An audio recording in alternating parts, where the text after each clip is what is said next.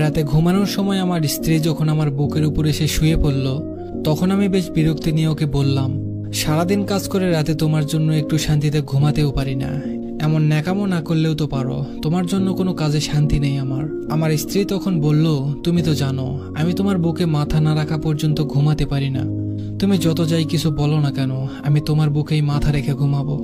রেগে গিয়ে বললাম, তুমি মরে গিয়েও তো আমাকে মুক্তি দিতে পারো, রোজ রোজ এমন অশান্তি আমার আর সহ্য হয় না। এমন একটা বস্তা গায়ের উপর থাকলে কি কেউ ঘুমাতে পারে?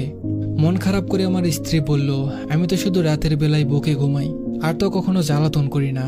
আমার মাথা ব্যথা করছে, একটু হাত বুলিয়ে দাও। এই কথাটা বলেই আমার হাতটা নিয়ে ওর কপালের উপর রাখলো।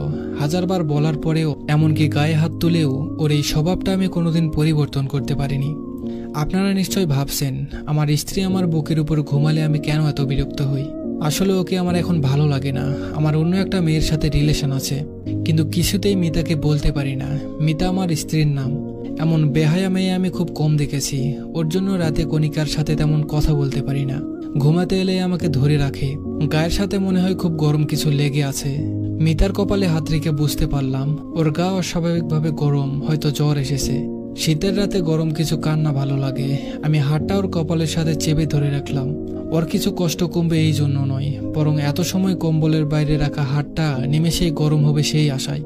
সকাল 8টায় ঘুম ভেঙে দেখলাম মিতা আমার বুকের উপর ঘুমিয়ে আছে। গায়ে হাত দিয়ে বুঝলাম গা রাত থেকেই অনেক বেশি গরম হয়ে আছে।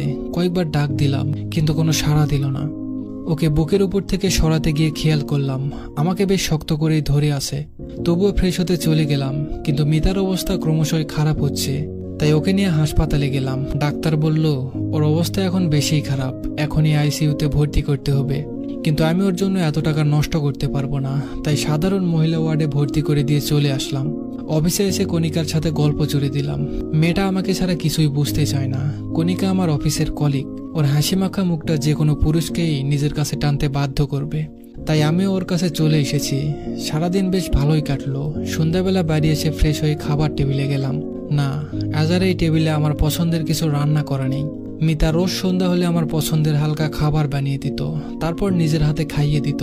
কণিকার সাথে রিলেশনে যাওয়ার পর একদিন বলেছিলাম, তোমার আমাকে খাইয়ে দিতে হবে না, নাকি বিষ মিশিয়ে এভাবে খাওয়াতে আসো আমাকে।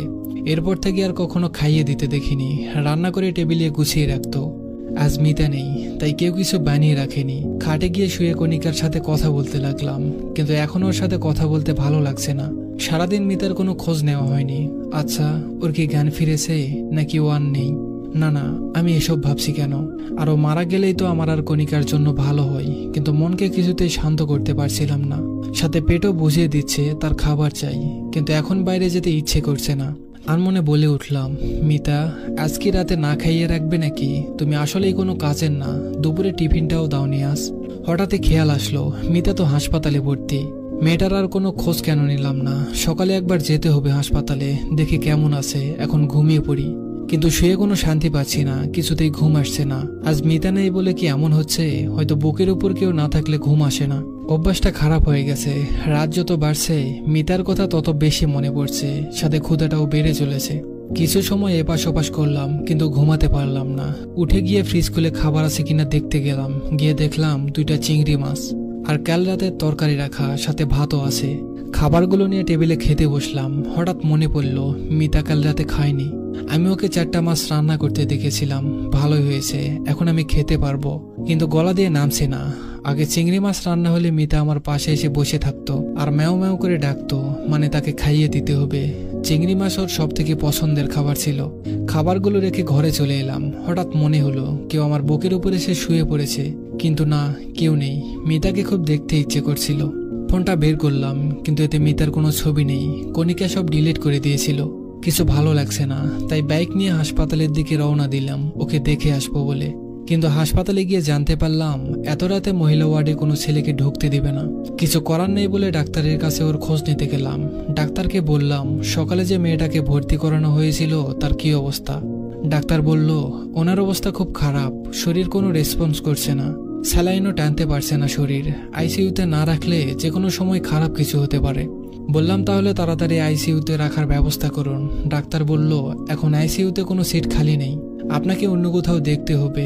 একটা সিট খালি ছিল যা বিকেলে বুক হয়ে গেছে। ডাক্তারকে কিছু না বলে চলে এলাম সেখান থেকে। শহরে আর কোনো ভালো হাসপাতাল নেই, বাইরে নিতে গেলে এখন অনেক সময় লাগবে আর অনেক টাকা খরচ হবে। বাড়ি ফিরে এলাম, কিন্তু বাড়ি ফিরলে মিতাকে বেশি মনে পড়তে থাকলো। কণিকার জন্মদিনে আমার কাছে টাকা ছিল না, অনেক চিন্তায় ছিলাম। তখন মিতা ওর গলার চেন আর নগদ 10,000 টাকা দিয়ে বলেছিল, আমার কাছে এত টাকা নেই, তোমার তো 20,000 টাকার দরকার, এতে হয়তো হয়ে যাবে, তুমি চিন্তা করো না। ওর দিকে এক পলক তাকিয়েছিলাম, ও মুচকি হেসে বলেছিল, তুমি চিন্তায় থাকলে আমার কষ্ট হয় অনেক, আমার এগুলো লাগবে না, তুমি নিয়ে নাও। চেনটা